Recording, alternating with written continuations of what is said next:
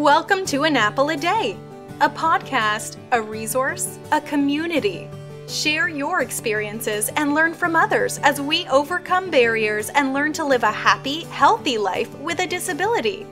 Welcome to the community. Here's your host, Jimmy Apple.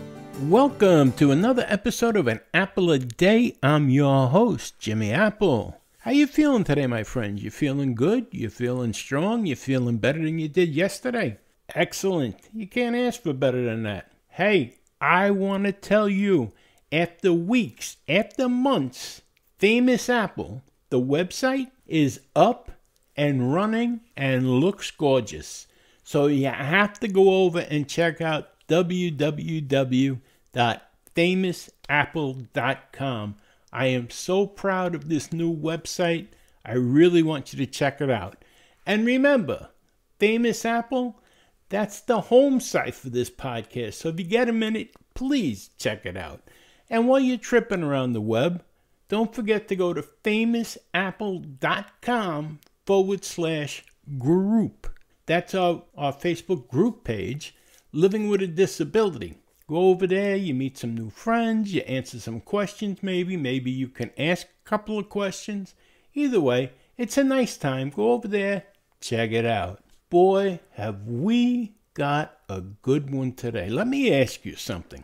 Have you ever thought about starting your own business? You have that dream, maybe you want to open up a delicatessen maybe, or you want to open up a little restaurant or some kind of store, some kind of little business, maybe a service-oriented business. Maybe you want to become a contractor, or maybe you have a hobby and you want to make some side money out of that hobby. Maybe you like painting, or maybe you like working with gardens and lawns, or maybe you like pottery. You want to make a couple extra bucks, pay your electric bill, pay the gas bill, something like that. Or maybe you're disabled and you think about it. What's the one thing every year that comes around that gets very depressing for the disabled? The holidays, right? And why? Because money's tight, you get depressed, the blues, all of that. And it's all because of money usually. Well, here, it's summertime. You might be able to take your hobby, something that you like. You like writing, you like drawing, you like painting, you like pottery, something that you like, your hobby, and turn it into money. And you're saying, how is this even possible, Jimmy? Well, I'm going to introduce you to two brilliant people. And I mean brilliant. Their names are Tamara MacDuff and Sid Ragona. They are the people behind the radio show and the podcast, Rethinking Business, Success Sauce, and Two Pickles. Now, you're probably going, what good is a cooking show going to do me? It's not a cooking show. It's a business show. And they're going to show you how to make money for free. Now, you're probably saying, oh, yeah, free, right? Okay. They're going to give us some advice over a podcast, how to make money. Yeah, okay, you heard that before. No, I'm talking about they're going to work with you. They're going to work with you for free. F-R-E-E exclamation point. In other words, you're going to contact them and they're going to work with you hands-on for free. And you're like, okay, what's the catch? I work with them hands-on for free, but I have to buy a $500 book, right? No, there is no strings attached. You're not paying a quarter, a dime, a nickel, a penny. Not a red cent. They work for a company called SCORE. And SCORE is volunteers. They're all business volunteers. Now, Tamara and Sid, they're certified business mentors. They're business owners themselves. And they help set people up in business. Now you're thinking, oh, well, you have to have $1 million to start a business. No, you could be a business from home. Don't look for excuses not to start a business. Have an open mind. Listen to this podcast today. Listen to what they have to say. Contact them. And you could be on your way to having either a full-time business where you can tell your current boss that thank you for all the laughs and all the good times, but I'm on my own now. Or you can have a part-time business where you're like, I got extra money. Now, this isn't a get-rich-quick scheme. It's not. And nobody's saying there's not work involved. You're going to have to do some work. But this is an opportunity. This is an opportunity that's falling into your lap to get business executives with the knowledge to help you start either a full-time, a part-time, or a every so often type of business. They're going to give you the knowledge. They're going to push you. They're actually going to push you to become a success. And it's not going to cost you a dime. So I want you to sit back, relax, and I'm going to introduce you to Tamara and Sid. And you're going to thank me for this. Believe me, you're going to thank me for this. Okay? So sit back, relax, and let's get started here.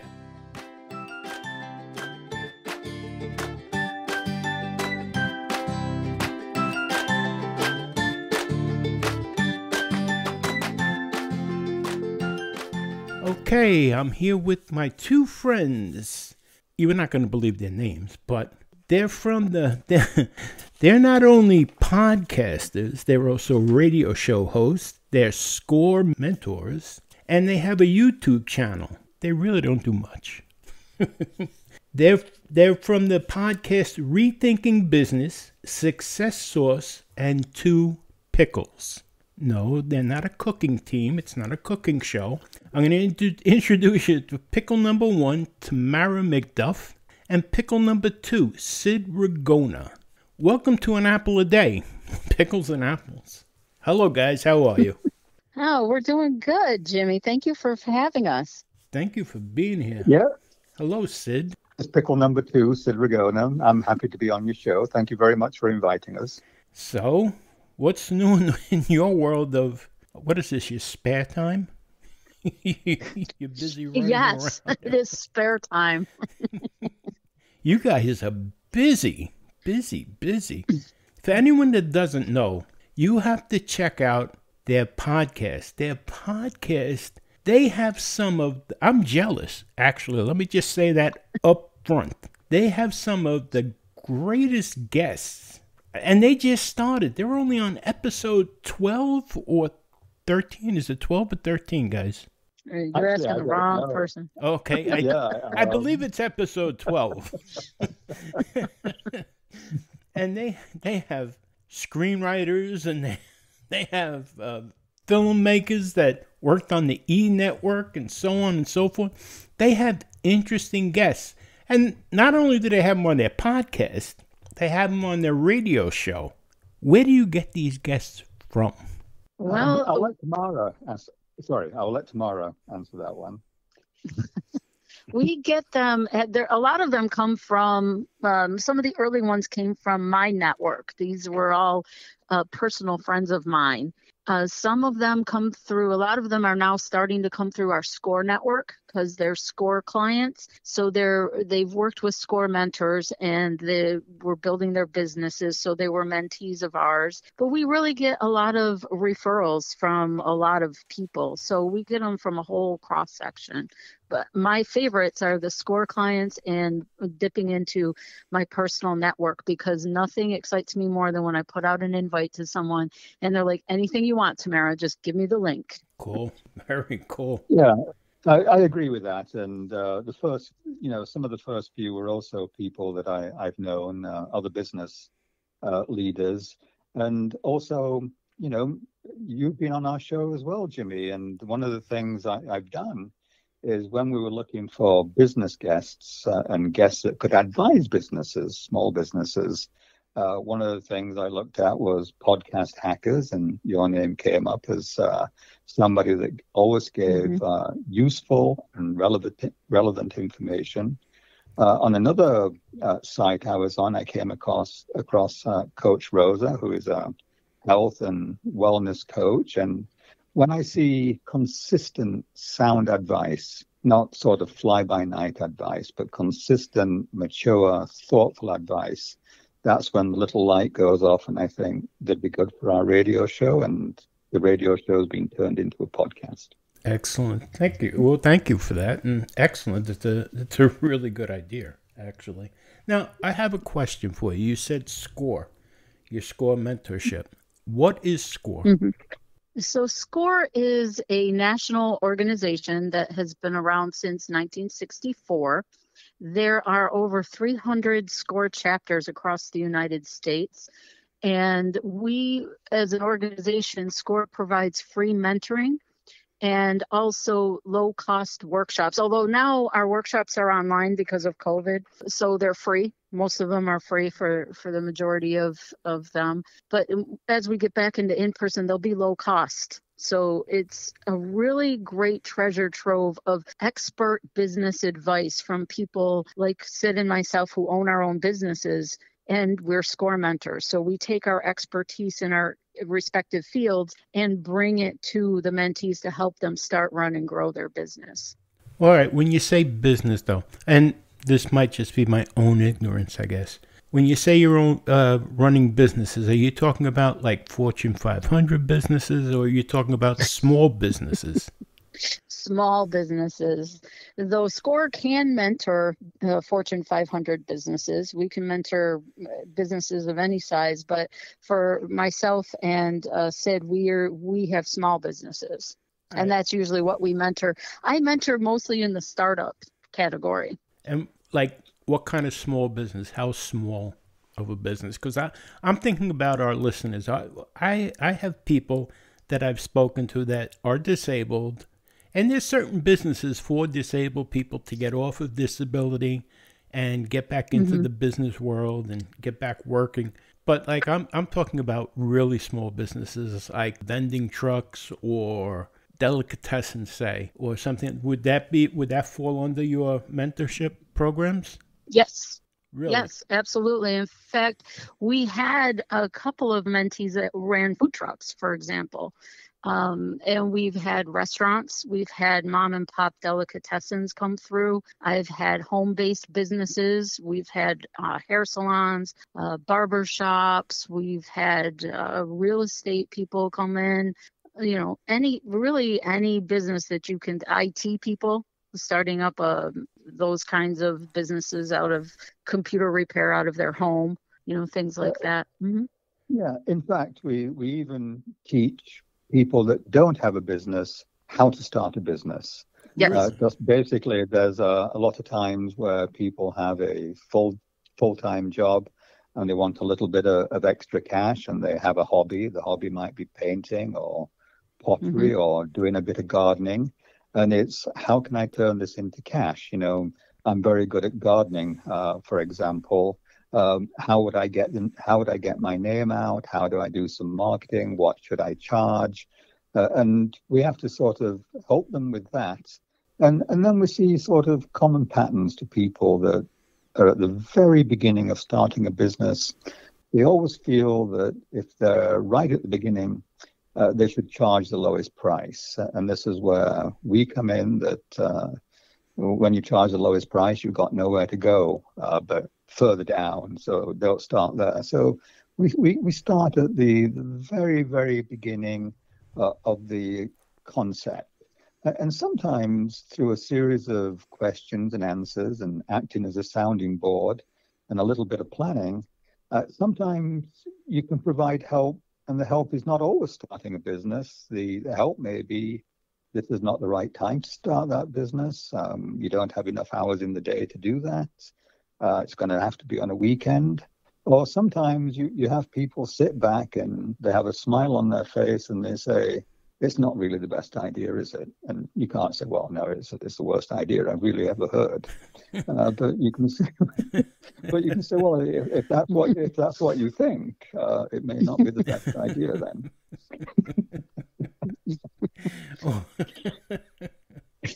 Okay. We're just there to provide the guidance.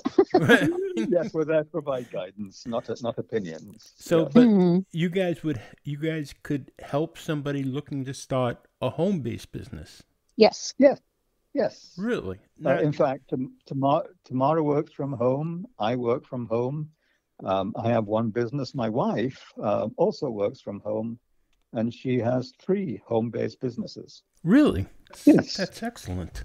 Yeah. How does that work? Do you work with people virtually, or does it have to be face to face? Right now, we are working with our mentoring clients. We're working with them virtually, though I personally have met some face-to-face because things are starting to open up. And if my mentoring client is comfortable with that, then, we'll find a place that is safe for both of us, and we'll do that. But the majority of my mentoring is still done online. And therefore, I've been mentoring people all across the United States.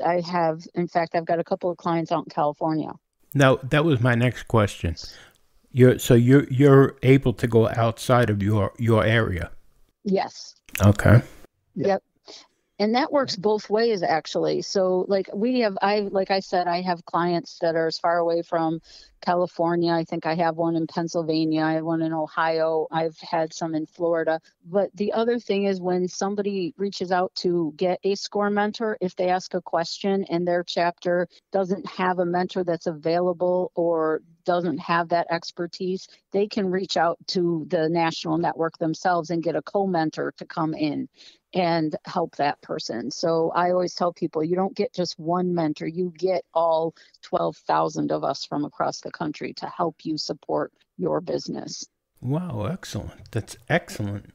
Now, this may be a sticky subject, but what does it cost? That's the beauty of it, Jimmy. It costs nothing. All right. Nothing, zero, zip. Now, this is a very stupid question, but how does that work?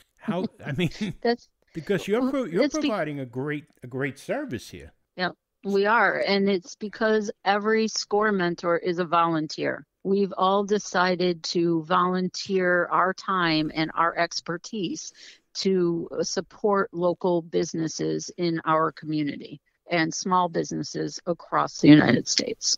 Okay. But it really is an organization for putting America back to work, one small business at a time. That's phenomenal. I mean, you're doing an awful lot of work for free.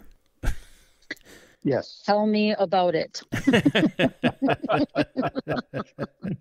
But I enjoy it personally. My favorite moments are when I'm mentoring someone and they get that aha moment from something that, my expertise is in digital marketing. So they'll talk to me about what they want to do and how things they want to accomplish on different platforms. And I'll say, well, think about it from this perspective. And they'll be like, oh, nobody's ever explained it to me that way. Thank you very much. And they get this aha moment and they're off and running. Right. And just to see those kind of aha moments and watching their businesses grow and thrive, I get the biggest thrill out of that. That's excellent. Yeah, me too. And in fact, my specialty is sales. And I get a lot of people that basically starting their own business. And it doesn't matter how small it is, but when you're starting your own business, there's one thing you have to realize.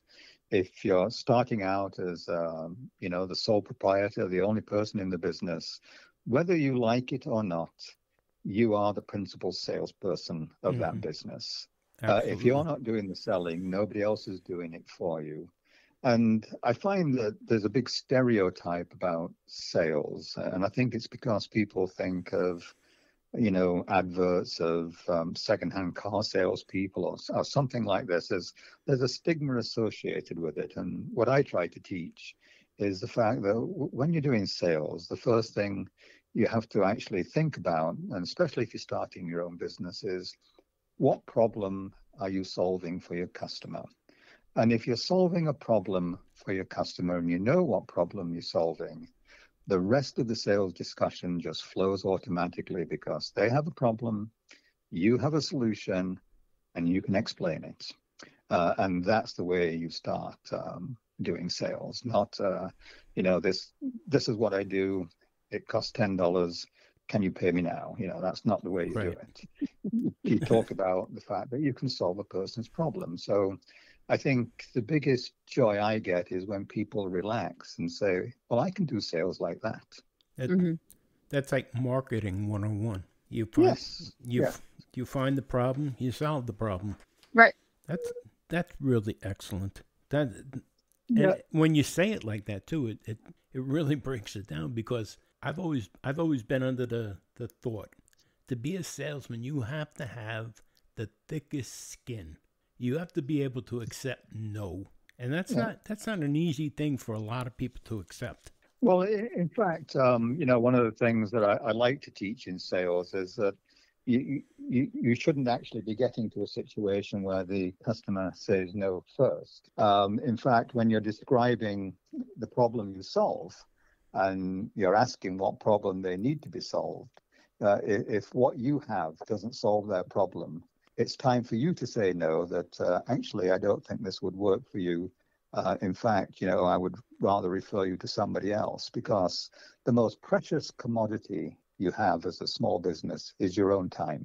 And if you're spending time just to try to keep a fish on a hook that's eventually going to get away, you're wasting your time and you're wasting everybody else's time. And then you're going to feel disappointed and you're going to feel that you don't have it.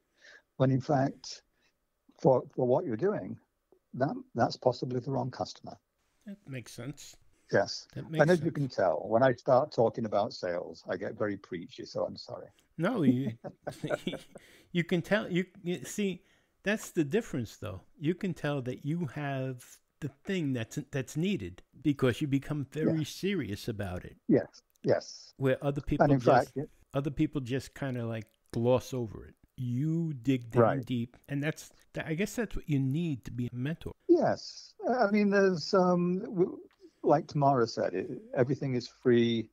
We're volunteers. We put a lot of time in. Tamara especially puts in, I don't know when Tamara sleeps, to be honest, but puts a lot of time in. But there are high points as well. And some of the high points are not just the mentoring. Some of the high points, and the high points for me is the fact that Tamara and I teach classes together. And we absolutely have a blast when we're teaching together. We do. It's a good time. And that kind of energy carries over into the class. We make them interactive. We ask questions, and we tell the people who are attending that we would rather answer their questions and have them really take advantage of having us in the room versus getting through our slide presentations. Right. Yeah. And although I put some really good visuals up there, Sid, Yeah. So. Yeah, sure you do. Yeah. Anyway, Tamara and I became good friends, and we go to each other's house for dinner and she brings Jim over here, her husband, and my wife, Christine, is also a score mentor. And the only thing I ever regret, and it haunts me to this day, is that her husband became a vegan, and she told me about it before they came over, and I completely forgot. And that day I was thinking, what shall I cook? And I cooked a meat fest. I cooked candied bacon for an appetizer. I had bacon and pulled pork for the meal. I had all sorts of things, and I kept serving it up to her husband, Jim, like, oh, look at this bacon, look at this, and it's on a stick, and here we go. And he was very polite. Oh, thank you. And he'd push it to one side and have a tomato or a vegetable. And I was thinking, so I still didn't catch on. I was thinking, he's saving the best for last. Right. And then I was serving up the meal, and he was preferring potatoes and things. And then it was sort of halfway through the night, I realized, oh my God, he's a vegan. And I was thinking, well, that's the last I'll ever see of him. Sorry about that, Tamara. That's all right. I'm still apologizing to Jim. Do you know? I know. Do you know? I remember that story when I was a guest on your radio show. Yeah. You were telling that story when I was a guest on your radio show. As you can see, I'm still actually bent over, and sorry about it. That's all right, Sid. We still love you. Just that her husband won't come to your house anymore. Yeah, but since then I walk around the supermarket and I keep stopping in the vegan aisle looking at food and thinking, if Jim ever dares come back to my house, I'll pick up one of these and I'll pick up one of those. Oh boy. Yeah. I have to ask you now, Sid. I know you have two sons that have a disability, right? Yeah. Yes. They're hearing impaired. Well, if you ask my sons, they would say that they're not impaired at all, Okay. and they would say it's not a disability. That they're proud to be deaf. I have three children. Both my boys are deaf, and my daughter is hearing. And so we used to joke at my daughter's expense, and good job she has a great sense of humor, that we have three kids, two are deaf, and the other one doesn't listen.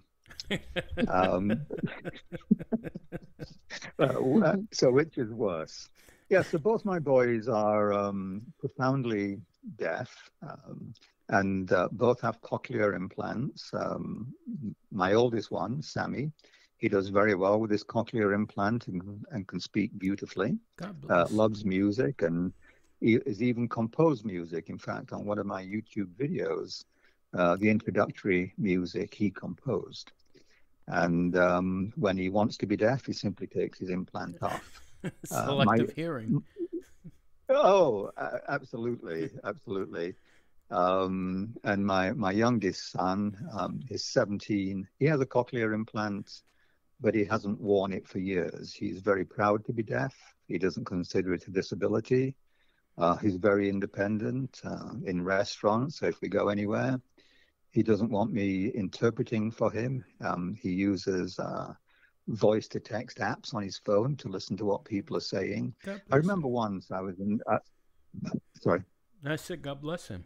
Yeah, I remember once I was in a restaurant and I could see people looking over at me and my younger son, because we were both buried with our faces in our phones. And I could see that some people were thinking, here's dad and his son, and they aren't even talking to each other. Look at the dad just looking at his phone, and his son's on his phone. But that's how we chose to talk that day. We were texting each other, and we were texting each other jokes. And then there were other times when I talked to him and his face is buried in his phone, and that's because he's watching the text of me speaking come up on his phone. For example, this morning, he had a dental appointment, and the dentist said, I want to be in the room with him. And I said, I don't need to be in the room with him. And then the dentist was saying, well, it might be easier and things like that. And Spencer just typed no. And you could see all the conversation, that he was listening to the conversation we were having. And there was no problem. He has his phone. This works for him. And so in both cases, I'm very proud of the boys. I'm proud of Sam because, he's actually listens to music and accesses sound when he wants, deaf when he wants to be, fully deaf. And Spencer has chosen to be fully deaf, and I respect that. I respect that too. You have to. That's excellent. Yeah. Very good. And it's been a sort of transformative for our families. So we consider ourselves bilingual in terms of speaking English and American Sign Language. So we all know it, not as good as the boys do, of course, but we have a lot of fun with it. In fact, go ahead. No, I was going to ask, were they born deaf? Yes, they were born deaf. Oh, okay. Sammy was the first deaf person I ever met. Really? And yes. And we weren't sure what to do at first, but, in any circumstance where you find things like this, we spoke to the doctors, and I have to be fair, and perhaps I shouldn't say it, they were able to give a diagnosis. They weren't able to give much advice. Right. And so the first thing we set about doing was contacting other parents that had deaf children. And before we knew it, we had this great social network of parents with deaf children, and then we met deaf adults. And it's kind of funny, we figured that having deaf adults over for dinner, we'd be able to have a lot more conversation and learn more about deaf culture. And the very first time we had a deaf couple over for dinner, we suddenly realized that all the sign language that Christine and I knew was things like, do you need your diaper changed? Are you wet? Drink this milk. Sit there. You cannot leave the table. It's kind of hard with adults. So then when adults came over, we realized that we actually don't have any adult conversation. But they took it in their stride and taught us what we needed to know. So I won't go into lots of details. You know, you learn about this is wine, this is how you ask if you want more wine. So there was less direct orders. Yeah. So that was an interesting journey for us. But it's And it's and now SCORE, or the Rochester chapter under Tamara's guidance, we now have our workshops interpreted for the deaf. excellent. That's excellent. That's so good to hear. That is because you don't know how good that is to hear. We're also pursuing ways that we can have our mentoring sessions interpreted. And so we're working on, solutions for that. We're working on funding for that. So hopefully soon we'll be able to do that as well. But I plan to get into having our workshops continue to be interpreted. So not just on Zoom and on our YouTube channel, but actually when we get back to being in person, and then working on how we can best serve the deaf community and have our mentoring sessions be interpreted as well. That is so good to hear. So many times people with disabilities are left out, and not intentionally. I know it's not intentional, but just because. Yeah, people don't think of it. And here, that is so good. So good. We've seen it during the pandemic with Cuomo. He was holding these press conferences. There was no one there to sign for the deaf when he was holding the press conferences, if you recall, in the beginning. Mm-hmm. There was no interpreters for the deaf people. Yep. They had to finally call him on it, and he did it. And as much as Bill de Blasio was doing what he was doing, he at least, every time he held the press conference, he had someone there to interpret for the deaf. Right. But so many times they forget the disabled, whether it's the interpreters for the deaf or for the blind or no ramps for wheelchairs. And it's just so... Exactly. It's so heartening to hear that you're going that extra step. In fact, my wife Kristen organizes some of the workshops, and several of the workshops she's organized, in fact, have people teaching, and the teacher is deaf, and we use the interpreter to speak. So we're now giving voice to deaf people to be instructors. Excellent. How cool is that? Really. Think about the dignity, the respect you're giving to that person. They've been very well received. Those the workshops where they're presented by the deaf person and interpreted for those of us who are hearing. So they've been very well received. That is so good. I commend you guys. Oh, that is so good. Again, I wish there was millions more that thought like you guys. I don't know about that, but well, if it could be in my head, I don't know if that's a good thing. Thought like you guys on this subject. Oh, I see. Okay. Oh, okay. All right. But I was going to say there'd be millions more people with no pants on. Right, exactly. There'll be deaf people at nudist colonies. There you go. Absolutely. But that is so cool, really. Now, well, thank you. Your radio show. Thank you very much. Your radio show. How long have you been doing that? Oh, let's see. I think it's been almost a year, hasn't it, Sid? I think it's been almost a year. I'd have to go back and look. I mean, I've been doing my radio show for 2, and I think I brought this one on about a year ago. What radio? Really? What other radio show do you do, Tamara? I do one called Rock Voices. It's on the same Rochester Free radio station, except mine is on Sundays. And mine goes deep into removing the stigma of disabilities, mental illness, and addiction. Really? Yes. Well, you're gonna have to give me the radio station and the links for that, because I'm gonna put all of this in our show notes, and I'm gonna put it on. We have the new website now. We have the new Famous Apple website. It just went up last week, so I'm gonna put it all on that as well. And I didn't know you did another radio show. That's great. And you've been doing that for 2 years? At least 2 years, yeah. Yep. Now, I don't mean to get personal or anything. Do you have anyone that's afflicted by that? Yep, all 3 of them, actually. And I have 5 children, and I've got 2 of my girls are disabled with physical disabilities. I have one who is in a wheelchair, and she's nonverbal and lives in a group home that's run through one of our local organizations up here. And she was with the Mary Cariola organization up here, which we fully support.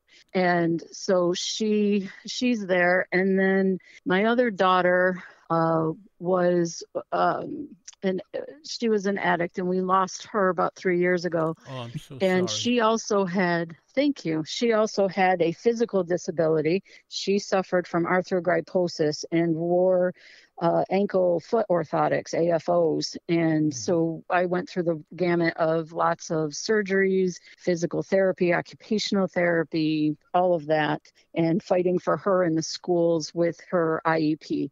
And teaching her teachers and her therapists how to deal with her and educating them, and also helping her navigate from, the kids would always look at her because she was different and she walked differently, and, and helping her teach her how to advocate. So I did that for, pretty much her whole life. Well, until she got old enough to speak for herself. But, so yes, so I have all of that. And then as far as dealing with a mental health diagnosis as well. So, and it runs on my bonus children side of the family, pretty much. Wow.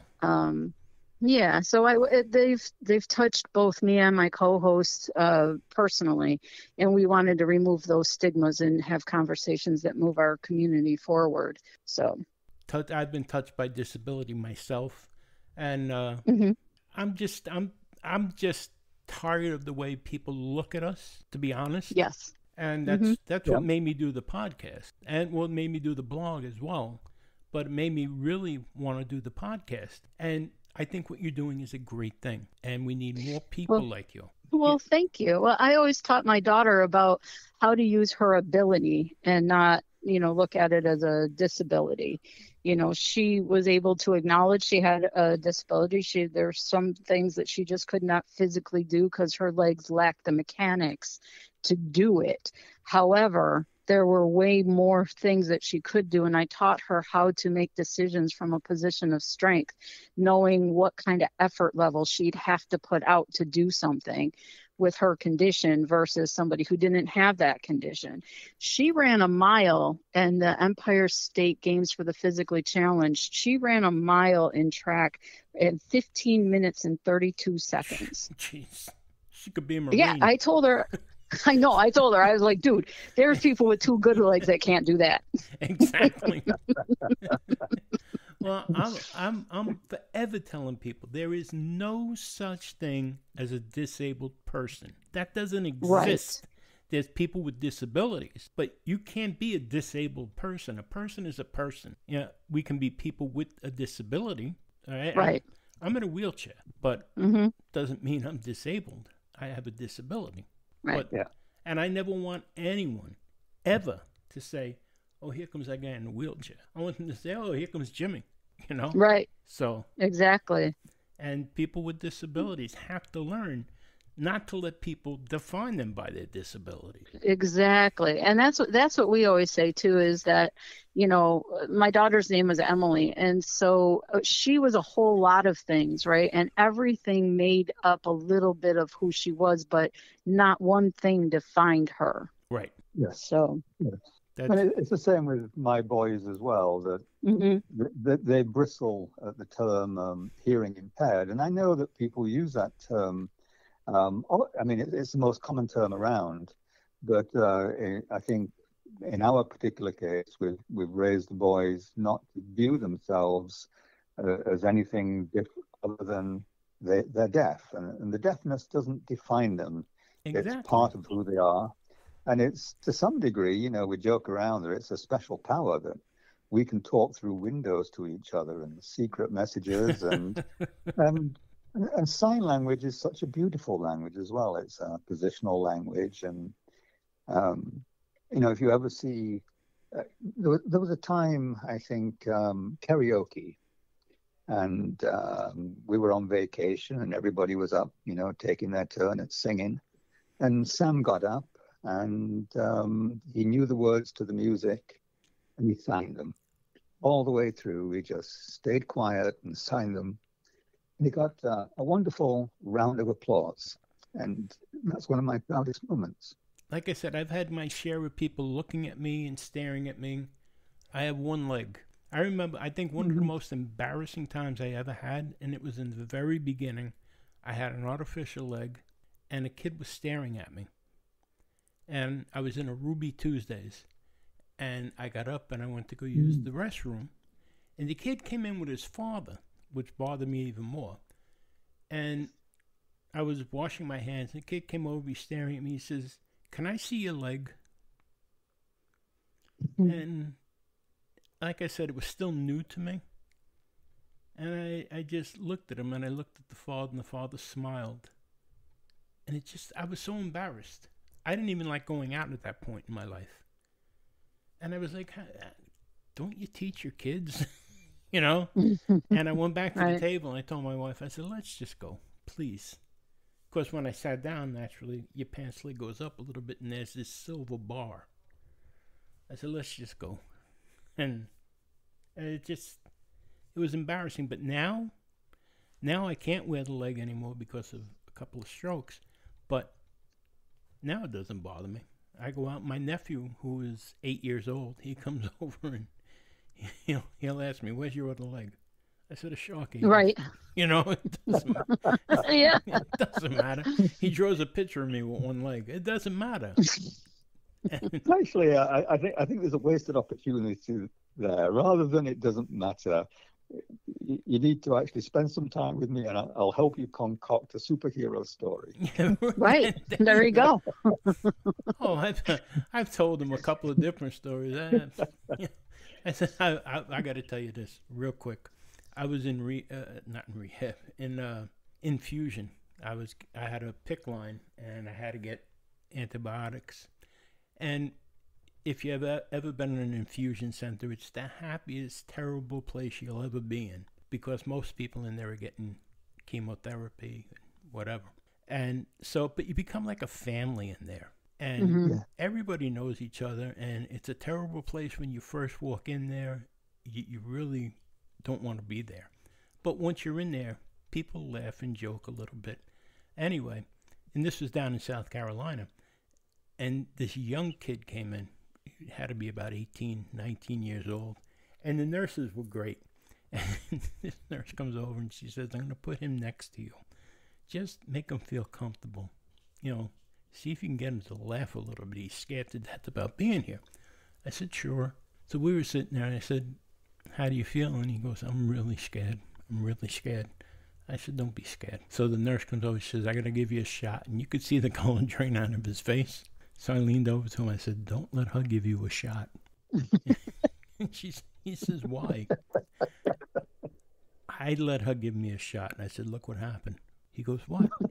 I said, "I came in here with 2 legs. I thought this kid was going to die." Nice.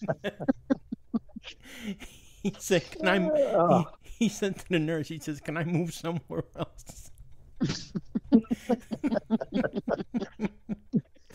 So that's the last time they brought anybody for you to calm down. After right? that, I had nobody on either side of me. I was, Right, there you go. I was all by myself. Spread out. Oh boy. But no, you guys are doing great with the radio show. You're doing great with the podcast. I didn't know you had another radio show tomorrow. When do you sleep? Yeah. I sleep from midnight to 4. Midnight to 4. And plus, you got YouTube going on. You got what? Is Jim involved with this? No, no, no. He's been invited. He's been invited, but he has his own passion projects that he does, and he's heavily involved in the community with our youngest, with Mary Carriola, and now with Heritage Christian Home, and making sure that she's well taken care of. And he's always, if they have a fundraiser, he's out doing that. So he equally is busy. Okay, so when do the four of you sleep? I told you, midnight and 4. Do you all drive around like in a camper? So no. That could be fun though. You could park. You got 15 minutes off. All right, I'll be in the camper. That's right. Well, in fact, I joke with everybody. I said I found 5 minutes in my schedule, so I started another radio show. And unbelievable. But I do. Yeah, I think. Go ahead. Go ahead.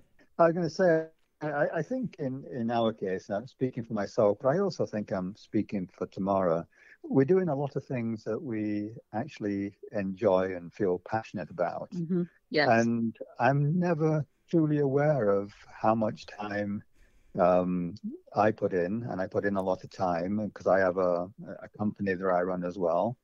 My wife's got 3 home-based businesses, Kristen, and she actually does a tremendous amount of work. In fact, she often makes, the joke is she makes me look good, actually. Right. She tells us that all the time. I make you guys look good. I'm like, sometimes we don't give you a lot to work with. So, yeah. I said, and so we have a lot of fun doing it. And I don't think there's anything more rewarding than collapsing into bed with a smile on your face and going to sleep. Yeah, exactly. I feel the same way. I can't even count the hours of anything that I've done. And all of our mentors do the same thing. They all bring their A game, and they're all bringing everything they've got to the table for our mentees. And people just don't realize the breadth of expertise that goes into these mentoring sessions. And then when Sid and I get together, the awesomeness in the room about sales and marketing knowledge that we're about to drop on them is phenomenal. So. Yeah, we do get a few people scratching their heads like, I thought we were going to get professionals. Exactly. Yes, they have said that occasionally. Yeah. You guys are amazing. Well, thank you. I'm going to need links to everything that you do. Okay. Your other radio show, mm-hmm. To both radio shows, your podcast I have. Sid, what's your other business, Sid? Oh, I actually sell scientific equipment made in Europe and in Asia, and I sell it to universities in the US and in Canada, self-universities, research institutions, hospitals. And so it's, in fact, some of the equipment I've been selling basically images whole brains, and it's used for Alzheimer's research and so forth. So wow. It's, so I have a degree in science and a PhD in biophysics. And so I have a business that sells scientific equipment. And to me, I don't even consider it sales. I consider myself part of the research team when I'm talking to people. That, again, this is part of you're trying to solve a problem, you're trying to find information. I have a couple of products that might be able to help. And if I determine very early that my product won't help, I'm very wise with my time. There's no point in pursuing it. I better sort of stand back and say, this is not the right tool. Let me go, you need to look at something else. And, I feel quite passionate about that. It's something I started in 2006. I decided that I wanted to spend more time with my family because I had previous jobs where I was on the road all the time. And so I decided to work from home. And like most people that decide to start their own business so you can spend more time with your family, you truly end up spending more time at home. But the truth of the matter is you spend more time working as well. I was just going to say, so you wanted to spend more time with your family. So what are you up to now, 15 minutes? Well, it's the fact that I can organize my time. No, I'm only kidding. It's just that It's the fact that I can take them to the school. I can be called into the school.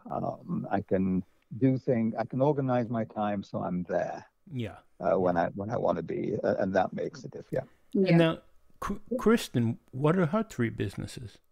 She's a real estate agent.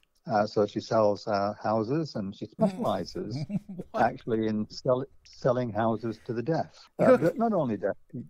Yeah, in fact, because she can show them around and sign and have a discussion with them. And, not exclusively, but in general, when a deaf person is looking for a house, they're looking for open spaces because they're using sign language. Okay. And therefore, small rooms and everything closed off is, not the way they're going to want to live. So that's one. A second business she has is she makes jewelry. And she makes sign language jewelry. These are hand signs, necklaces, earrings, and so forth. And so this is really jewelry that speaks because it has a message to it. And Kristen becomes extremely busy round about Christmas time when everybody's buying this type of jewelry. Sure. In fact, we always joke that I never really see her in December because I go to bed and she's still up until 3 or 4 in the morning making jewelry for orders that she has to fulfill. And then she has another business selling smaller end scientific equipment. That one's phasing out right now. I think there's only so many things you can do. And so that one's, while it used to be taking up all of the time, that one's taking up less of the time as she does more with the real estate market, the jewelry, and of course, making Tamara and I look good. Oh my God! That right there's a full-time job. Oh my God! You guys are crazy. You guys are nuts. Yeah, and in fact, when she's just listened to if you play the description I just gave you, I'm sure I might be in for some stern look. I don't know. Well, I tell you what, I'm going to contact Kristen for an interview. Oh my! Well, I tell you what, that jewelry, that's the signing jewelry, is a really really good idea. Mm-hmm. No, it's stunning. I have a couple of pieces myself, and it's stunning work that she does because she's so talented. That's a really good idea, and I've never seen that. I've never, I've gotten advertisements from people. I've never seen that. Well, I'll tell you what. I'll ask her to send one to you, and then you can give it as a gift to your wife or something like that. How's that? No, don't do that. Ask her to send me a flyer for it. Okay, I'll do that. And a link to her business. Yes. Well, actually, send me a link to her businesses because I'll put that on the show notes as well. All right. She'll be very happy with that. I'm making a note because if I don't make notes, I forget things. What I'm going to need you to do, because there's so many of them, I need you to send me an email. I need you to send me an email with all of them with Tamara's radio station links and your links and Kristen's links, if you would. Will do. And this way I can put them all with the podcast this week. Yeah. That's sounds good. Thank you. That definitely. Believe me, I feel like I just spoke to 7 people with all the jobs that are going on here. I feel like a lazy bum. Slacker, Jimmy. Yeah, really, I'm a real slacker. I feel terrible. I'm going to be leaving this thinking, what a bum I am. You're doing 2 radio shows, you're doing podcasts, this, that, making jewelry, and selling scientific equipment. Yeah. And I'm talking on a microphone. Right. We're just here to help you level up, Jimmy. Oh good. Thank you. Thank you. You're great. I'm going into bed and pulling the cover over my head. In fact, that's partly where the name Two Pickles comes from, is the fact that we end up being in places and everything's changed by the time we get there. And so what we were supposed to present's changed, and Tamara and I look at each other and have a quick 10 or 30-second discussion, who's going to go first, because whoever goes first, the other one can follow. And then we have to make a 2-hour presentation on the fly. And so, because we've done this so many times, we can, but we sometimes joke that we find ourselves in a pickle and have to sort of smile and make it look seamlessly planned, when in fact we're making it up. You guys are pickles. I'm not even a gherkin. Yeah, we're like ducks. Ducks. There you go. Well, guys, this has been phenomenal. This has really been something. And I want to wish you the best of luck. Well, I was going to say I want to wish you the best of luck with the podcast, but that's the least of it at this point. I want to wish you the best of luck with everything. Well, thank you. Thank you for having us. And I can tell you, I can't speak for Sid, but I'm pretty sure that I do. And I say, Jimmy, we've been very grateful for all of the advice that you've fed to us via Sid. And we've put it into practice. And that's one of the things that makes our podcast work so well is, for your insight. So we really do appreciate your expertise, your insight, and your friendship. Thank you. I really, really appreciate your friendships. I honestly do. I don't feel like this was really an interview. I feel like this was talking to two friends. And, yeah. And I really had a good time. This is really good. This is really good. And like I said, I'm one of your biggest fans. I listen to your podcast all the time, and I'm just in awe. I said it a couple of weeks ago. I mentioned you guys when you hit your 10th episode. Yeah. And one of the markers for a good podcast, usually people that start a podcast don't make it past the 7th episode. That's the marker. Oh, really? Yeah. Wow. They said a podcast that goes past the 7th episode is going to stick around for a while. 9 times out of 10, if they get to the 7th episode, they're on the right track. They say 80% of the people that start a podcast don't make it to the 7th episode. And that's what they told me in the beginning. They said, you're going to do 3 episodes, 4 episodes, and quit, because how much can you say about disability? I'm up to 212 now. Well, actually, interestingly enough, when I checked out your podcast at the very beginning, and it was about disability, I was thinking, how do you actually get so many episodes? And that was one of my sort of, not sort of overriding question, just, sort of musing in my mind, like, really? So let me listen to this. And I've been listening to some of the podcasts, and they're all very useful. In fact, I've been impressed by them. And in terms of, Tamara did echo exactly what I was thinking. But I think as a group, and you included, I think we all got off on the right foot anyway, even from the very beginning. I mean, you've been very helpful, been very friendly, and you've been quite nurturing towards us, because, it's obvious at the beginning that we simply jumped in and decided that, okay, here we are. We're going to see what we can do. No, you guys came in and you said this is what you wanted to do, and you could tell you weren't blowing smoke, that you were going to do it. And I've had other people come and say, "Oh, I'm going to start a podcast." I said, "Oh, okay. Let me know when you're going to do it." And I'll help anybody. If you really truly want to do something, and I can be of help, I'll be of help. But I can't tell you how many people said, "Oh, I want to start a podcast, Jimmy. I want to start.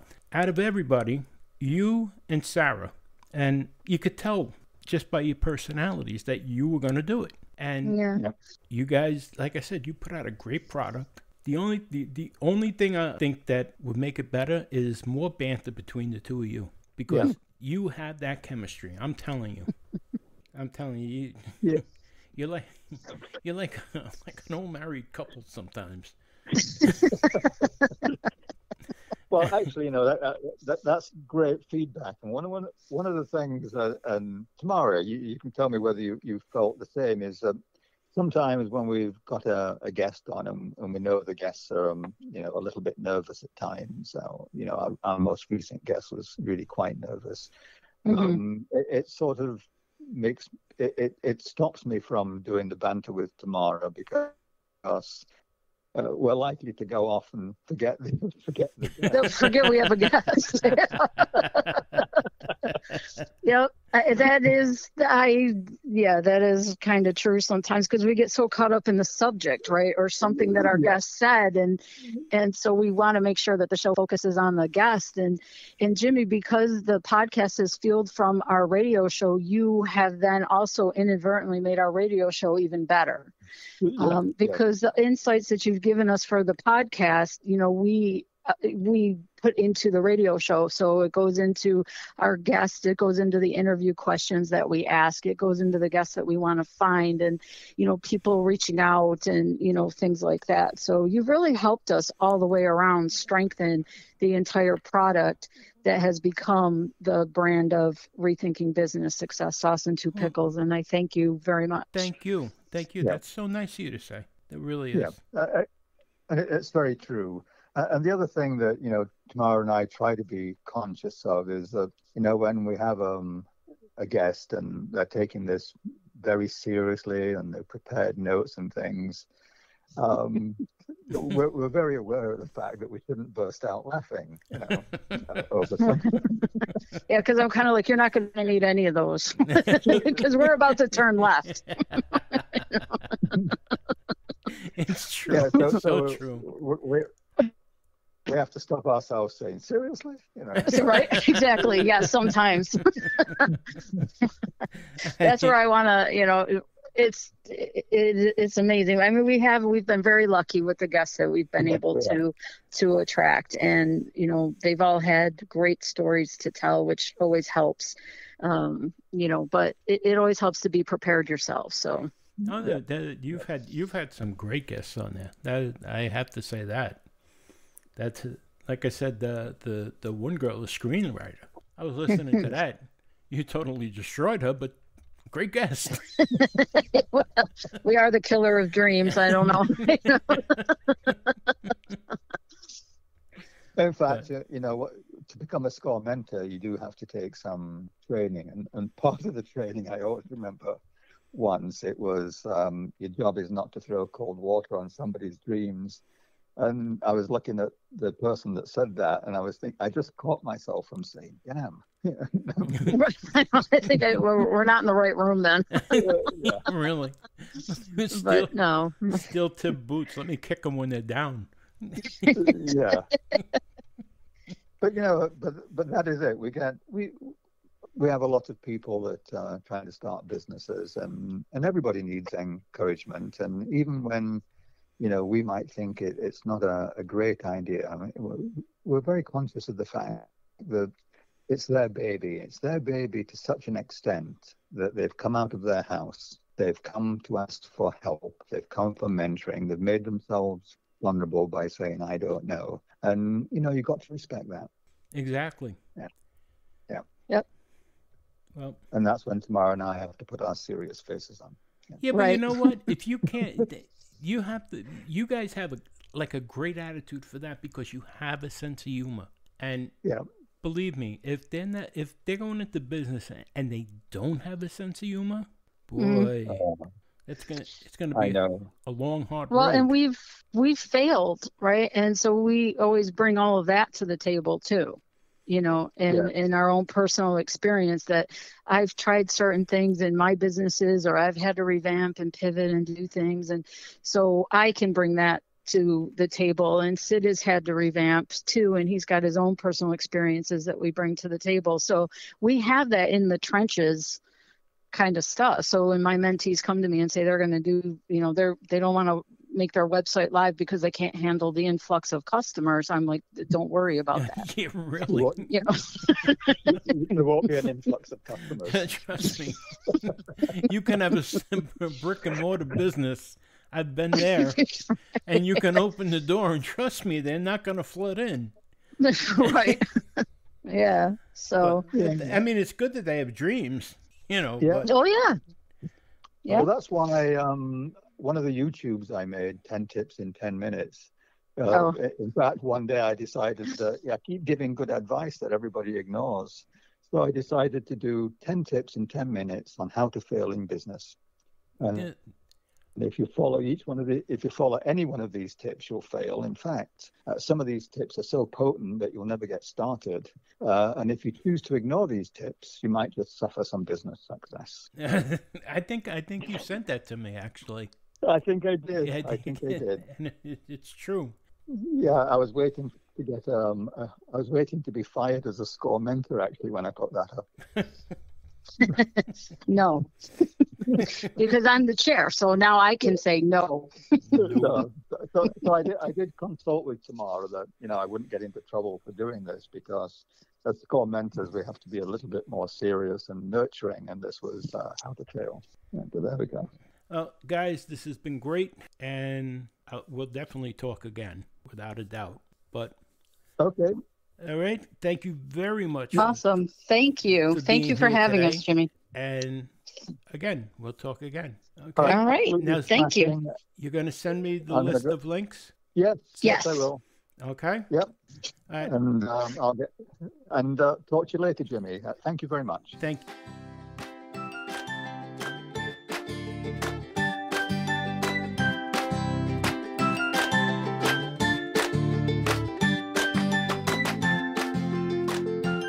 I want to remind you, everything we spoke about in that interview, the links are going to be in the show notes for this podcast. So make sure you check them out. Make sure you check out their podcast, Rethinking Business, Success Sauce, and Two Pickles. Make sure you check out their radio show on Tuesday nights under the same name, Rethinking Business, Success Sauce, and Two Pickles. You can get that right on your computer or on your phone. And listen, you're getting a golden opportunity here. You're getting two business professionals backed up by thousands of business professionals that are willing to help you start a business, whether it be full-time, part-time, or spare time, to put some full-time cash in your pocket. Maybe you want to change careers. Maybe you just want to part-time business. Maybe you just want to put some spare cash in your pocket here and there, pay a bill or two.